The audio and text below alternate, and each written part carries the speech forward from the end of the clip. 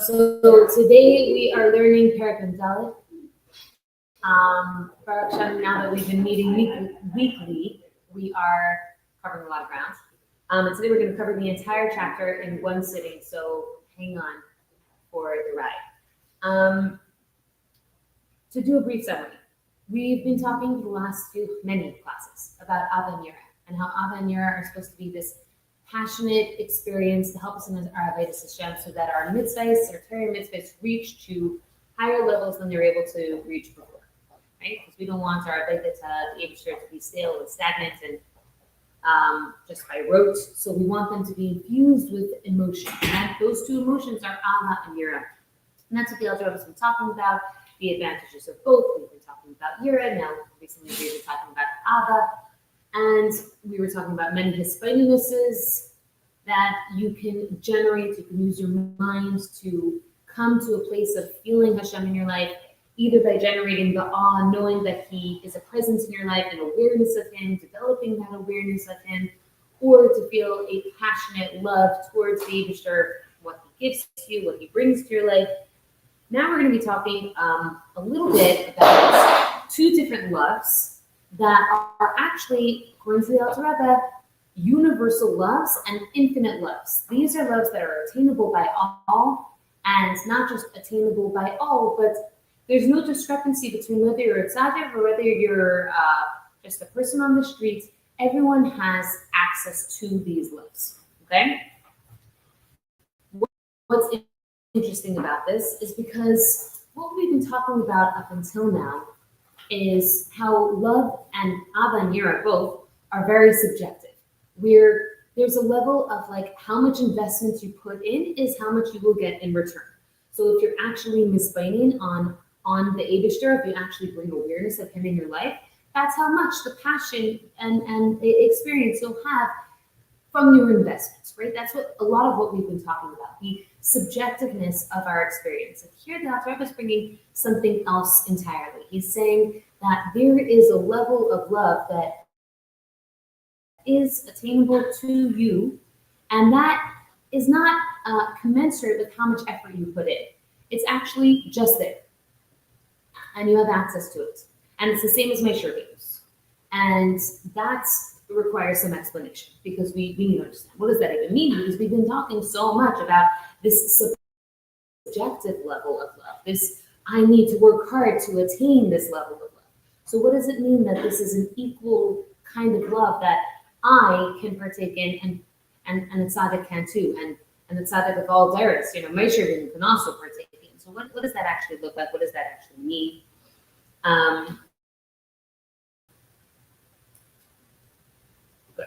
We'll keep it at that. So what are these universal loves that we're talking about? It's basically the highest level of love and the lowest level of love. What are these highest and lowest? The lowest is Hashem is our life, and the highest is Hashem is our Father. Okay? So relating to the Eibishter, right? What's the relating part? The emotion, the love. Relating to the Eibishter as if He is my life. Relating to the Eibishter as if He is my Father. Okay? The Father one being the higher level, and He is my life one being the lower level. So what does this mean? Alter Rebbe quotes a Zayar that says, Nafshi ibisicha b'leila, which means my soul desires you at night. What is this a reference to? It means that when we are experiencing darkness, when we are experiencing lack, discomfort, lack of clarity, that's when we are searching. That's when we are wanting. So what the Zayar calls night, we call, let's say, distress, right? So let's say, for example, chas v'shalom, if a person is not feeling well, right? And this is kind of like linking us into seeing Hashem as our life. When do you experience, or when do you appreciate Hashem as your life? When you're suddenly feeling your life, right? When does that actually feel? When do you actually feel that? When your life is in danger, chas v'shalom, when someone's not feeling well, whether it's a sniffle or something more dangerous or intense, that's when you suddenly feel your life. When it's during the daytime, and we're talking metaphorically speaking, you're not really so aware to your life. It just is, right? You're living, your life is good, everything is sunny, it's beautiful. It's when you're experiencing lack That's when you're attuned to it. And so the Alter Rebbe says, when we are spiritually, let's say, feeling darkness, that's when we're going to be searching him out, and we're going to try to achieve closeness. How to do that, and how is that accessible to everybody? By studying Torah and doing mitzvahs. Okay, so the experience of I'm feeling my night, whatever my night is. It could be the experience of the weight of Golos. It could be Chas v'Shalom feeling like challenges at home, whatever those challenges are. It could be feeling like my actual health is challenging, is scary. I'm feeling God forbid, the end of my days, or feeling like I am limited. I'm not infinite. I don't have, I'm not going to live forever. Suddenly seeing my, what's the word that I'm looking for? My, not the vulnerability, my, I don't live forever.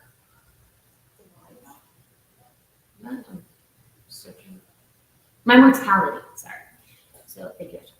So my mortality is suddenly thrown into my vision. That's when I suddenly realize, oh my goodness, Hashem is my life. And this concept is brought up a lot, let's say, with Bitachon. I was just learning with someone this morning about the concept of Bitachon. And one of the beautiful examples that is brought there by Radak, Rashi, Yaakov Shemaini, and this other medrash that I forgot what his name was, where he gives this example of someone, Chas v'Shalom, coming to the emergency room and being informed by the doctor that you need a treatment. It's actually a very expensive treatment, and it's only out of pocket. So the redemption, or the healing, or the cure is right there, right? The doctor has it, let's say, in his hands. The emergency room, you're right there, but it feels so unattainable because you don't have the money to pay for it, let's say. And so part of the time is feeling like, even though, let's say, I'm not worthy of teshuvah, or I'm not worthy of Hashem giving me this great thing that I want, or I'm not worthy of the healing, whatever form that darkness is for you, and whatever form that light that you want from Hashem is just feeling unattainable to you. Bitachon, the process, or the yigia, the toil of Bitachon, is to say, I know that Hashem still wants to grant this to me, because there's no way that the hardship is greater than Hashem's compassion for me. Of course, Hashem's compassion and love is greater and more generous than how hard this trial is for me, or how hard this challenge is for me. So he goes on with the mashal, and he basically says, what can we imagine instead? Imagine approaching this emergency room, knowing you don't have the money to pay for this treatment, and suddenly someone takes you by the hand. I'm looking to see if I can find a possibility. Someone takes you by the hand, takes you by your right hand, it says in the pasuk, and leads you into the emergency room. Who is this person? Very powerful, very famous, prestigious person who has a lot of clout at this hospital, and takes you in and says to the doctors, take care of him. Make sure this woman gets what she needs. Suddenly your experience is, I know that I'm undeserving, but at the same time, I'm being taken care of.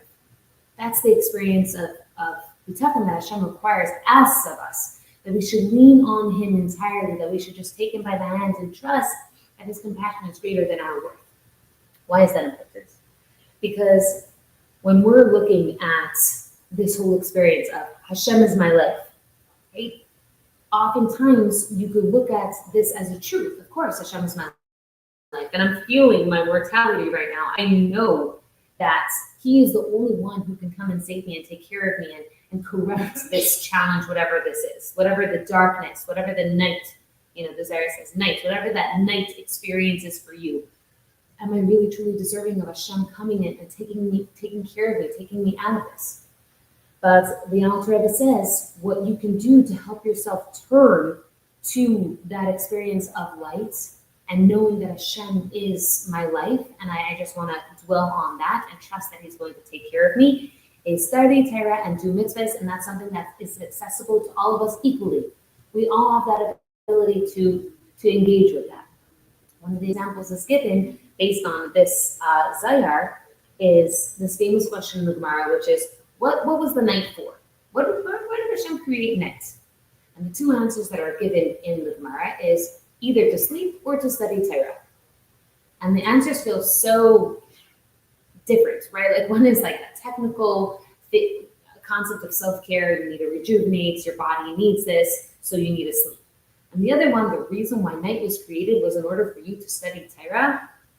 Like what's really behind these two answers?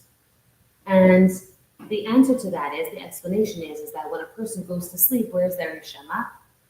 So the neshama returns up to Shemayim, not entirely, but that's why we say that sleep is 1/60th of death, because the neshama goes up to Gan Eden, is with Hashem, is experiencing like a spiritual rejuvenation, and it's safe there. Right? That's where the neshama is. So when you look back at this question of what is the night for? What is the challenge for? What are we in this world for, to experience all that darkness? And the answer being to sleep or to study Torah. The two disparate opinions is one is just keeping neshama safe. Just tuck it into Gan Eden and make sure that it stays safe, and just avoid engaging with anything that will cause more challenge, because the darkness is overwhelming as it is. And the other opinion is, no, you stay here in this world and you study Torah and you engage with that darkness. You sit there in it and make sure to plow through it and do your best in whatever way possible. And when I just feel like I have to mention this, my father-in-law, over the last month before he passed away, had a lot of trouble. And basically, my mother-in-law would wake in the morning, even the last night before he passed away, Rosh Hashanah night, he couldn't sleep. And my mother-in-law sees when she wakes up in the morning, he was just studying Torah the whole night because he couldn't sleep. So what else are you going to do? Right? Like, of course, you're just going to study Torah. So what's the deeper significance? What's the symbolism behind these two answers? It's different ways of engaging with the world. Either it's self-protect and make sure that my holiness is intact, and do what I can to keep that safe, or which is I would say that this is the Alter Rebbe's view on it, is to engage. And the biggest proof is on the nights that we received, the day that we received the Torah, the night preceding it. What did we do? What did we do that night? Did we sleep, or did we learn Torah? We slept. And Hashem was not happy with that we ended up sleeping in. Hashem wanted us to be engaged, excited, ready to tackle this challenge that he was giving to us, which is bringing heaven down to earth. The whole point was that we're supposed to be involved. So from then on, every Shavuos night, what do? The men stay up a whole night, and lots of women stay up to learn Torah throughout the night, because that is the purpose now, engagement. So when we talk about this first lower level of Ava that is attainable by all, how is it attainable by all? Because all of us know that Hashem is our life. We're very acutely aware to it when we feel our mortality. But anytime we are challenged, when we are without, when we are experiencing lack, then that's when we seek. We seek Hashem, we seek the Eibishter. And the Alter Rebbe says clearly, what should you do when you're seeking Torah and mitzvahs? That's accessible to everyone, and you all have access to engage with that lower level of love, because you're coming from that place of lack and awareness of Hashem is my life. Does that make sense? Okay, beautiful. So that's that engagement that we were talking about. What's this highest level of love? Loving Hashem because He is our Father. So we referenced this before earlier. Even recently we spoke about this, where we were juxtaposing how the Gemara sees a relationship between a father and son, and how Kabbalah sees a relationship between a father and son. In the Gemara, we were talking about how it's clear, even halachically, this is our stance, that a father loves his child more than a child loves his father. Right? That's halachically proven. That's the way we look at it from a external perspective.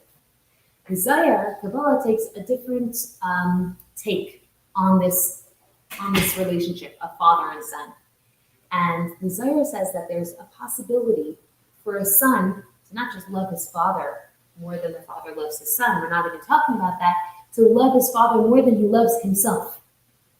To the extent that he'll have Mesiras Nefesh for his father. He would give up his own life for his father. So what does that mean? And does everyone feel like they have attained or can attain love for the Abishter, for God? So here the Alter says this is a reference to Moshe Rabbeinu, because Moshe Rabbeinu really truly experienced a father-son relationship with God, where he truly felt like Hashem achieves this highest level of love with the Abishter, a true feeling of he is my father and I am his son. Now, do we all have that? So the Alter Rebbe says, yes, we all have that.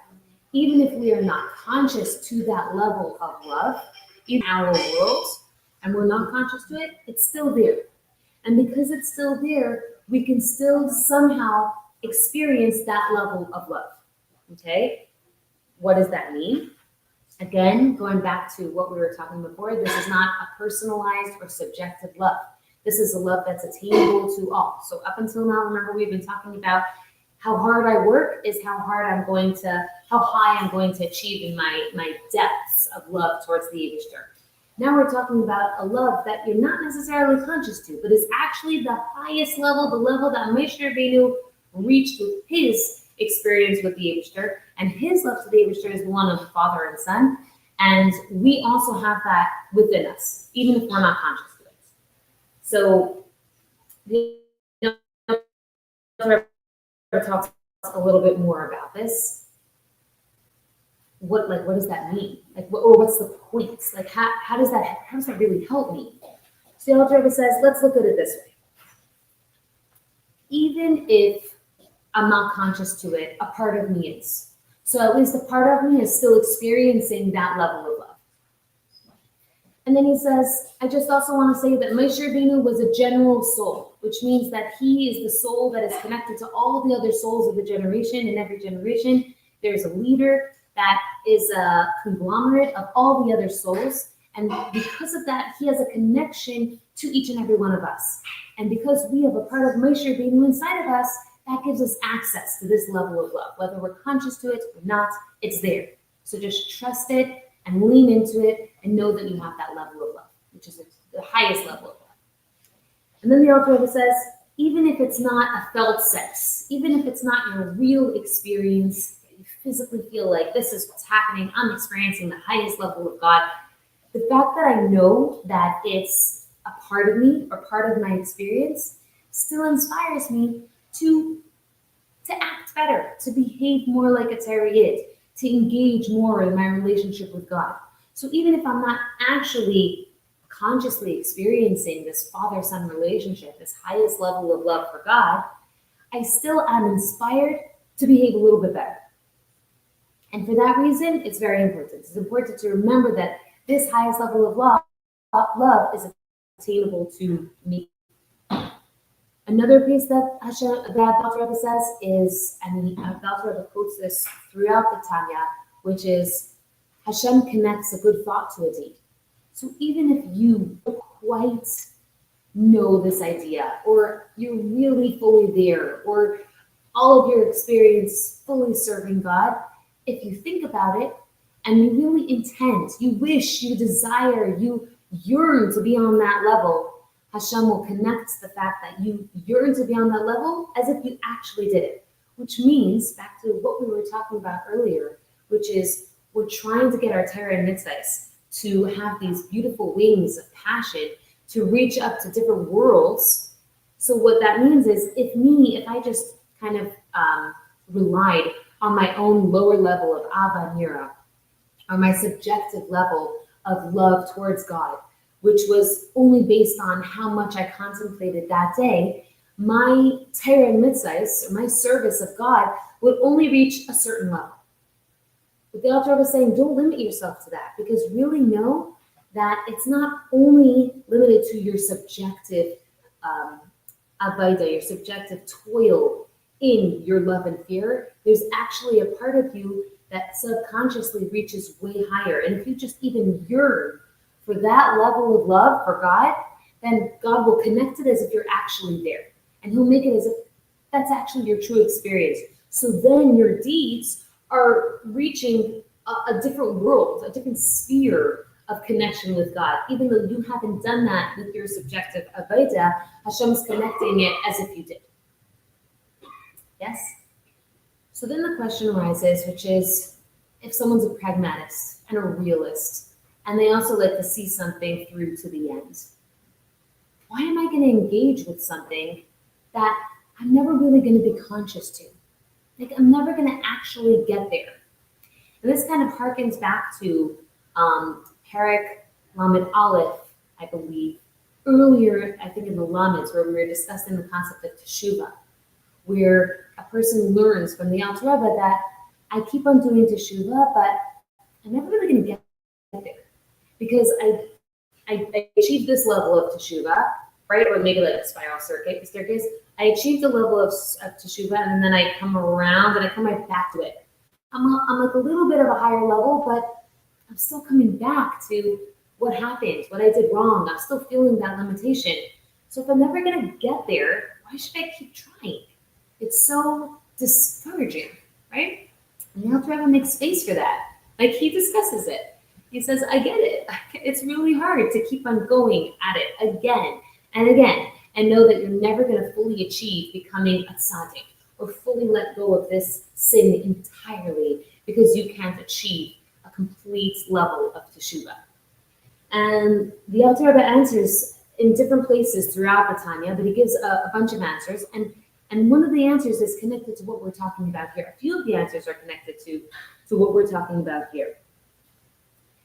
First, he says, it's still genuine. Even if it's not an absolute teshuvah gemura, where everything is just completely erased, the fact that you are authentic and you are genuine means that you are engaging with God, and that counts. And you shouldn't downplay that. That's incredible. Look how authentic you are. Look how genuinely you keep returning back to a challenge. That's tremendous. The Alter Rebbe then says, also, like we said before, that you have a spark of Moshe Rabbeinu inside of you, and because you have that connecting piece, you are achieving that level. So just hang in there. Like, maybe it's not for your own avodah, but you have some help. Great. Just receive it. Go with it. And then he says, again, Hashem connects the thought to the deed. So don't feel badly that you're not actually achieving it. You're yearning, your deep desire to achieve it is enough. Hashem's helping you along the way. And then the Alter Rebbe says, specifically in regards to the tshuva, that if there's any inadequacies, Hashem fills in the spaces. Like, if there's any inadequacies in your heart where you're not entirely being authentic, or you're just not achieving the level that you're supposed to be achieving with your teshuvah, Hashem fills in the gaps. Just let Him fill it in. You can't do it yourself. Rely on Him to also forgive you. And then the Alter Rebbe gives a beautiful mashal about a king with his prince, his son.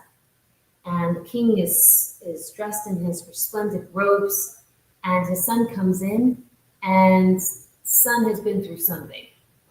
He's returning home, and he is covered in muck. He's covered in dirt. He's disheveled. You can barely recognize him. What is the king's reaction to the prince walking through the door? The prince, who does not look like a prince at all.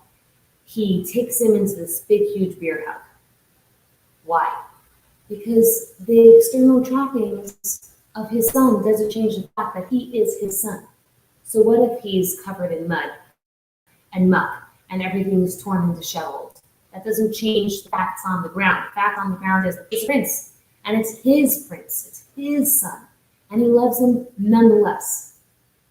So the Alter Rebbe uses the mashal and says, the nimshal is, if we are trying to do teshuvah and it's not a perfect teshuvah and we're still really messy and we look super disheveled when we're approaching God, it doesn't matter, because you are His son, and Hashem cares about you, not about the external trappings of you. He wants you, and if He sees you turning to Him and returning home, that's who He takes into His embrace.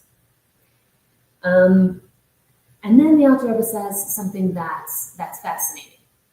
He says the fact that you are your lowly self, engaging with the lowliness of the world, could make you feel like who am I, and I'll never get there. But it could also be an enlightening thing. What's enlightening? That Moshe Rabbeinu never engages with the lowliness, right? He is lofty, he is excited, he is beyond. You are here in this physical world, given physical material challenges, and we're trying to see through all the sludge, and then still taking that sludge and coming back to the Abishter and saying, I'm sorry, or maybe I could convert this materialistic life that I have into something a little bit more refined and spiritual. And Hashem says, that's amazing, because you're engaging with something that Moshe Rabbeinu would never engage with. So what you're doing is you're bringing the lowest of low right back to me. By you engaging with the lowliness, what your sacrifice is, or what you think of as your greatest challenge, or the worst part about you, is really what Hashem treasures, because He's saying you're doing something that Moshe Rabbeinu couldn't ever do. You're engaging with the low of the low, and you're bringing it back to me by bringing yourself to me, and that's greatness, and that's special. Okay, so the Alter Rebbe says, understands that even if you're never really going to maybe be conscious to this level of love that Moshe Rabbeinu reaches, which is the father loving his son, and you feeling that intense love towards the Abishter, that we're talking about a love where the Zohar describes as someone being willing to give up his life for his father. Maybe you'll never truly be conscious of that, but just know, for all of these reasons, it's still worthwhile to yearn for that love. Because of all this, because engaging with the world was the purpose. So here, and it's interesting, the last few prakim, the Alter Rebbe has been doing this, where he's showing an advantage, and then he's showing a disadvantage, and then he goes back to the advantage, and it's a conversation between himself, letting you see the greatness of one aspect, and then the greatness of another aspect. So here, up until now, the Alter Rebbe has been saying it's so important to be mispaining. It's so important to contemplate on God and experience that subjective union with God and work really hard. And then here in this Perek, the Alter Rebbe takes a step back from that and he says, no, look at these incredible feelings of love that you can achieve just that you have inherently within you, because Hashem is your life and because Hashem is my Father. And that's not something you have to invest effort into. It's not a subjective love. It's an infinite love, and it's a shared love that all of Am Yisrael have the same. You, Moshe Rabbeinu, exactly the same. What's the advantage of that, this subconscious love? The advantage of it is that you're not using your mind. When Hashem is your life and Hashem is your Father, there's nothing about it that you need to engage your mind with. Right? When you use your mind, there's a little bit of a limitation. You're using your own kindness, your own abilities to connect to God, to connect to the Abishter, right? So in a way, there's definition, there's limitation, there's only how far you can reach, because it's limited to your mind, your concentration level, how often a day or a week or a month you give time to yourself to contemplate on God. So by engaging with your mind, yes, that's beautiful, you're investing effort, but at the same time, it's somewhat limited because you're using only your personal kindness, your personal strengths. So here the Alter Rebbe is saying there's an advantage to these two levels of love that are infinite, that are not in any way limited to your ability or to your investment. Then, after that, the Alter Rebbe ends off the paragraph saying, however, the greatness, really, or the greatest advantage, and he just goes right back into what he was saying, is, or rather the point, is to engage, is to try, even if you are limited, even if it is going to hold you back. The whole point of creation is to know Him. Know Him, work towards knowing Him, engage with studying Him and trying to understand Him and deepen your knowledge of Him. And that is why God created the world. To know Him, for you to engage and transform yourself through your knowledge, through your study of God. And something very interesting that Rabbi Kotil brought up that I thought was so beautiful was throughout Tanya, at least up until now, there's 4 references to the words V'zeh kol ha'adam. So what's V'zeh kol ha'adam? V'zeh kol ha'adam is one of the 12 psukim that every Chabad boy and girl grew up saying. So the Rebbe started a mitzvah, a mission that he gave to young kids, and he wanted all of them to memorize these 12 psukim. One of these 12 psukim starts out with the words V'zeh kol ha'adam v'tachlis b'yaseh. This is the point of man and the point of his creation. What is it? So there's this one pasuk, but throughout the Rebbe's Tanya, he quotes this quote, V'zeh kol ha'adam. This is the reason for man. This is the reason for creation. And each time, the Rebbe says something different. Okay, so that could be a little confusing. So what you could walk away with is 4 different people holding the Tanya and saying, the Rebbe said, this is the point of creation. This is why I was placed in this world, and it's this and this. And all of them are right. Because there's many different reasons Hashem created the world. And all of those reasons matter. And all of those reasons are true. Right? So if you ask the question, why did Hashem create the world? You would get an answer like, because of his great kindness. Right? That's like a reason from the Rishonim. In his great kindness, he wanted to create a world. Another reason is because Hashem wanted to engage with an other. That is, whatever that means.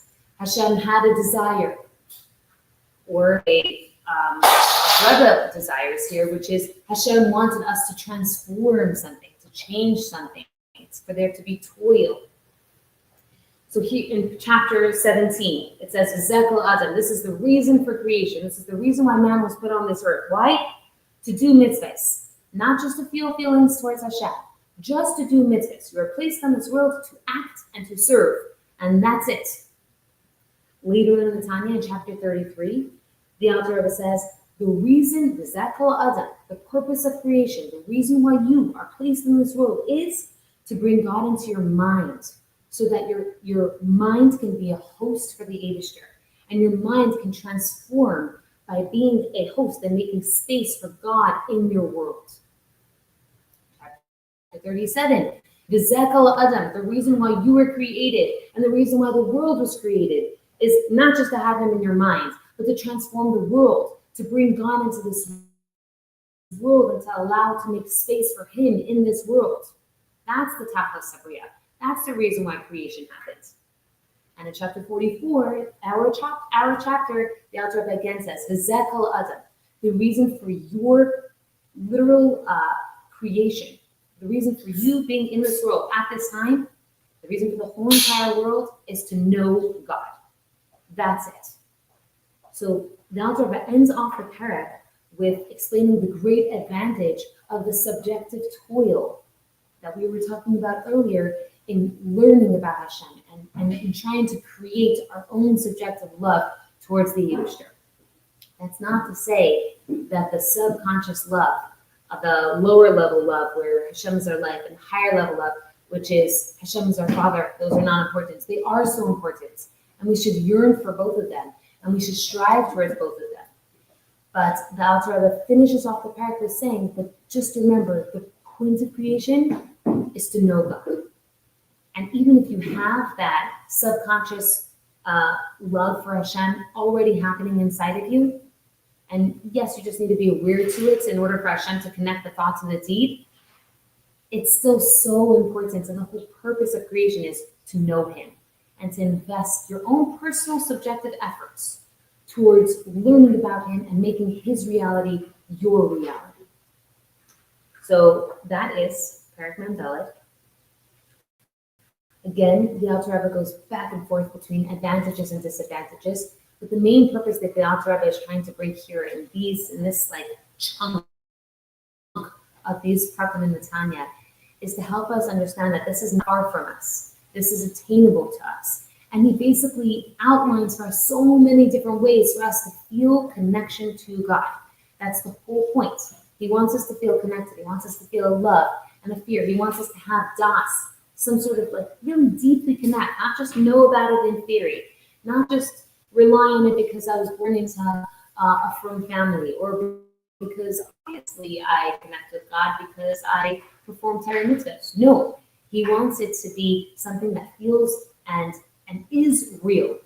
And the way to do that is to be engaging with Ava and Yira, to feel a passion. Like the Alter Rebbe has been talking about, because he is a chassid, and this is one of the character traits of chassidus, is alacrity, motion, creativity. Let's move. Let's not stay stagnant and static and passive. There has to be movement.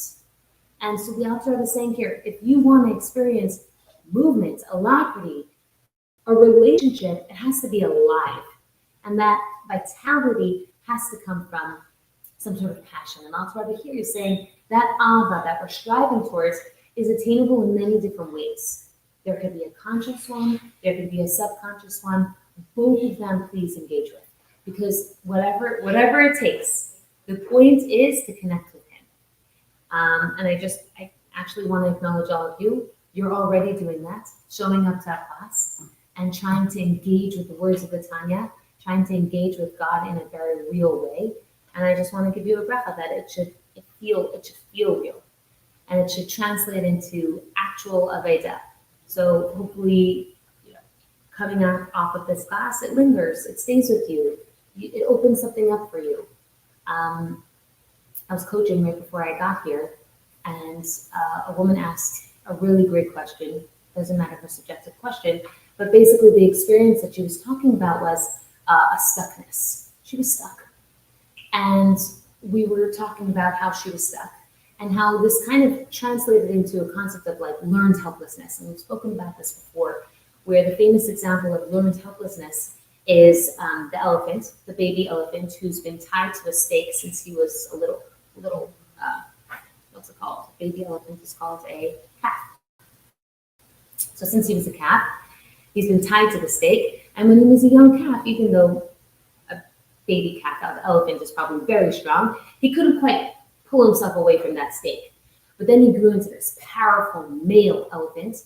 And you would imagine, as in his adult form, of course he could pull himself away from that stake. But he doesn't.